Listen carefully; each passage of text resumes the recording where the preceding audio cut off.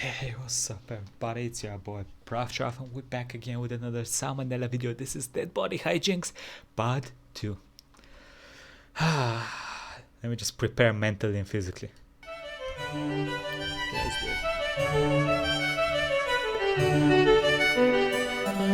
Hey kids, time to talk about more cases of stiff lifting from the days of yore. If you haven't seen part 1 yet, go check it out. Or don't. I'm a YouTuber, not a cop, unfortunately. This first tale doesn't feature an entire dead body.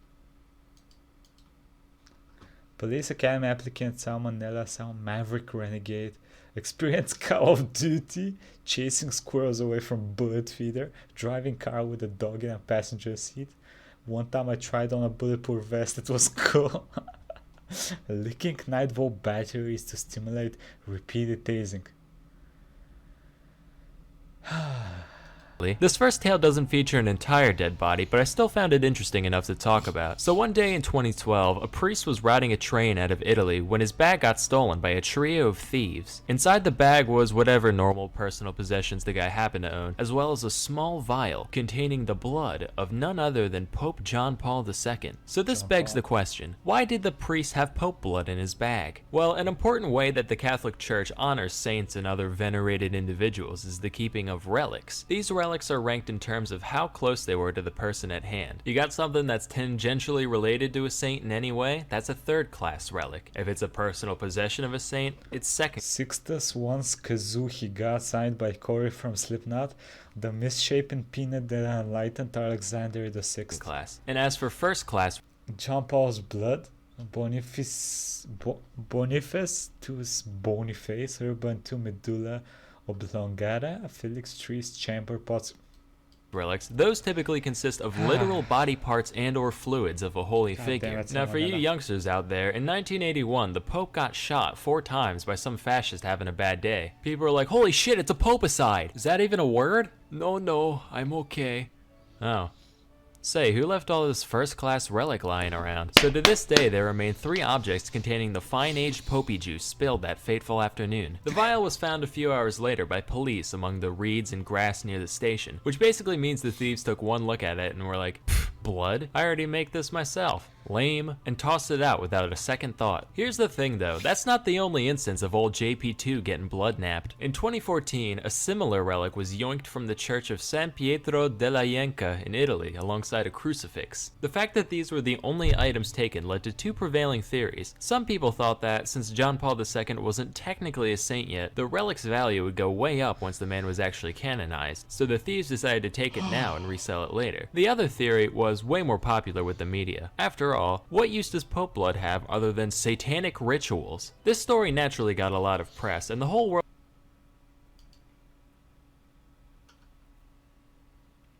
What the fuck is this?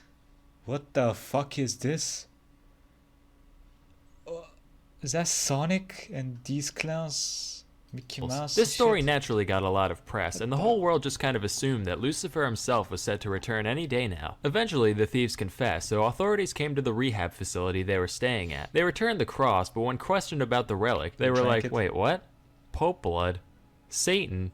Do you guys need to check in here too? Eventually, it was found in a rubbish bin on the facility grounds, which means once again, it was just casually tossed out as nonsense. You ever throw out Pope blood? Because apparently, multiple people have done that on separate occasions just in the past 7 years. It doesn't end there, of course. In 2016, this happened a 3rd time when a piece of cloth with John Paul fluid on it was taken from Cologne Cathedral. I can't for the life of me find a follow-up to this story, which leads me to believe that they're just like, fuck it, Pope blood's more trouble than it's worth at this point. But if you guys can find some conclusion to where it ended up, let me know below. Now, our next story begins with a man named Karl Tanzler, a German-born radiology technologist in early 20th century Florida. He looked kind of like Sigmund Freud, except even more evil looking. On the inside, he was a pretty normal dude, other than the fact that he claimed to have visions throughout his life of some mysterious dark-haired girl. Anyway, in 1930, while working at the Marine Hospital in Key West, he met a young woman by the name of Maria Elena Milagro de Hoyos, called Elena for short, and he said, "Oh my god, that's the girl from the visions I've been having." Yeah, wait, what? "We were meant to meet today. We must be soulmates." What? Don't you have like a wife and 2 kids? Destiny. Hoyos was soon diagnosed with tuberculosis, which was considered fatal at the time, so naturally Karl decided to handle her treatment, going as far as convincing her family to let him visit their home every day. Except he was a radiologist, so even if there were reliable means to treat tuberculosis at the time, he definitely didn't have the credentials to do so. But whatever, this is the past we're talking about after all. That place was a shit show from start to finish. I'm not about to get on somebody's case for a little clerical error. In addition to whatever salves and tinctures and such doctors gave to people back then, Tanzler showered her with gifts of clothes and jewelry. I know he meant well, but if I was bedridden with a terminal illness, I'd just be insulted. Like, wow, thanks, can't wait to show off this little number out on the town. Anyway, eventually, Tanzler found that the time had come to reveal his true feelings. Elena, there's something I must confess. I'm deeply in love with you. I'm so glad you feel the same. Hoyos inevitably succumbed to the disease, leaving Tanzler heartbroken. He just wasn't ready to part ways with his pestilence-riddled sweetheart, so he asked the family's permission to commission an above-ground mausoleum for their daughter. And since this was the early 20th century, they said, what a sweet, selfless man. I'm sure he'd never do this just so he could commit crimes against nature. Then he was like, oh yeah, by the way, could I have some of her hair too? Sure, kind stranger. Here's a bag of her hair we just had lying around for some fucking reason. Again, no red flags here. He went to visit her dwelling nearly every night for 2 years. Then John, or whatever the fuck this dude's name is, did you fuck the corpse? Did you stick your dick in the dead? finally, one day he said, you know what, kid? You're alright. Say, how's about we ditch this musty old mausoleum and go back to my place? I'll take that as a yes.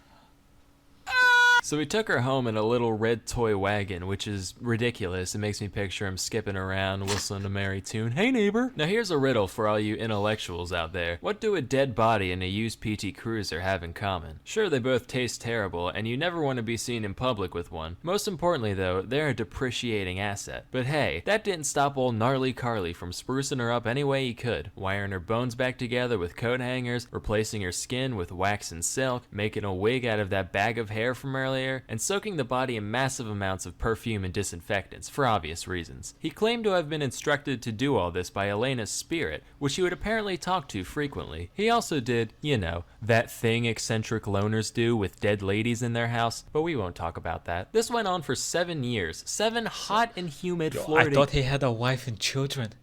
What the fuck, bro? Years. Until 1940, when Elena's sister saw him dancing with some lady through the curtains. She's like, aw, how cute. I'm glad that old bag of lentils has finally found love. Walks in, comes to find out it's her fucking dead sister. So the cops come, but there isn't any conclusive evidence of any flirting and philandering with the body, so the only crime Karl could have been charged with was grave robbing. Except the statute of limitations was already up by the time he was found out, so they just took the body, tipped their hats, and went on their merry way. Tanzler still missed Elena dearly, but since he couldn't have her cadaver, he crafted a crude homemade effigy of the lady, which he lived with for the rest of his life. Here's the part that really gets me though. He apparently went back to live with his estranged wife once the jig was up. Just like, hey babe, I know we haven't talked since the whole corpse thing, but I've been having trouble making rent. Do you think I could come crash for a while? Sure, come right in. I'll take your coats. Would you and the demented life-size replica of your long-dead lover that you left me for like a cup of tea? I'd like one. None for her, though. It goes right through her.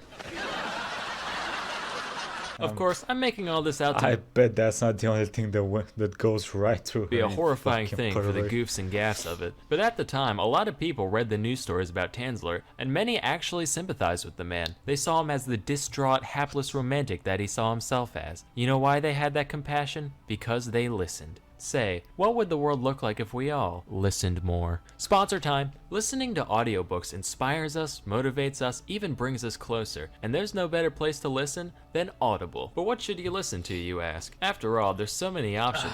Okay, so Nella, my boy.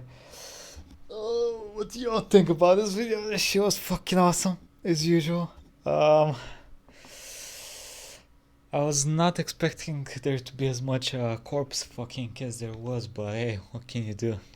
It was okay back then, right? No, it wasn't. No, it wasn't. No, it fucking wasn't. Anyway, it's your boy Proftrof. Like, comment, subscribe, and I'll see you next time, everybody. Have a nice fucking day.